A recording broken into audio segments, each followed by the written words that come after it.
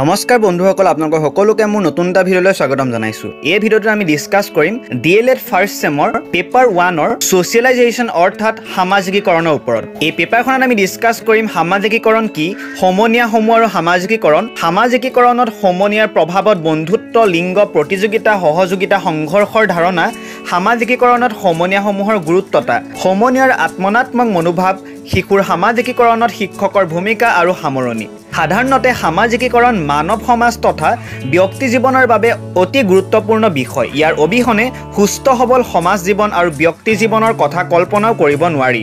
চমু অৰ্থত সামাজিকীকৰণ হ'ল এনে এক প্ৰক্ৰিয়া যাৰ জৰিয়তে এটি শিশু কিংবা সমাজৰ ব্যক্তিসকলক সমাজৰ ৰীতি নীতি, মান মূল্য, প্ৰতিমান, ভাষা, সংস্কৃতি, আচাৰ ব্যৱহাৰ, সমাজৰ পৰম্পৰা, ঐতিহ্য, উচিত অনুচিত আদি বিভিন্ন দিশৰ বিষয়ে জীৱনৰ বিভিন্ন স্তৰ বা সময়ত শিক্ষা আৰু জ্ঞান দি সমাজৰ একোজন উপযুক্ত ব্যক্তি হিচাপে গঢ়ি তুলিবলৈ চেষ্টা কৰা হয়। এইফালৰ পৰা দেখা যায় যে সামাজিকীকৰণ হ'ল এক বিস্তৃত আৰু জীৱনজোৰা প্ৰক্ৰিয়া। মাতৃগৰ্ভতে এই প্ৰক্ৰিয়া আৰম্ভ হয় আৰু মৃত্যুৰ আগমুহূৰ্তলৈকে ই চলি থাকে। সমাজতত্ত্ববিদ H.M. জনছনৰ মতে সমাজৰ ব্যক্তিসকলে সামাজিক ভূমিকাবোৰ পালন কৰিবলৈ শিকাকে সামাজিকীকৰণ বুলি কোৱা হয়।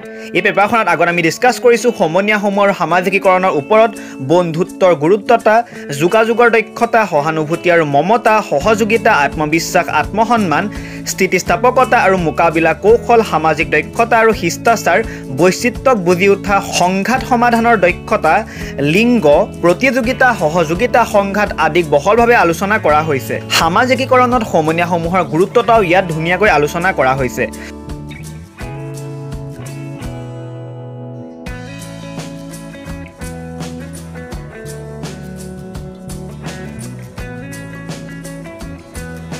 গতিকে যদিহে ভিডিঅ'টো চাই ভাল পালে তেন্তে চেনেলটো ছাবস্ক্ৰাইব কৰি দিব আৰু ভিডিঅ'টো লাইক আৰু শ্বেয়াৰ কৰিব নাপাহৰিব।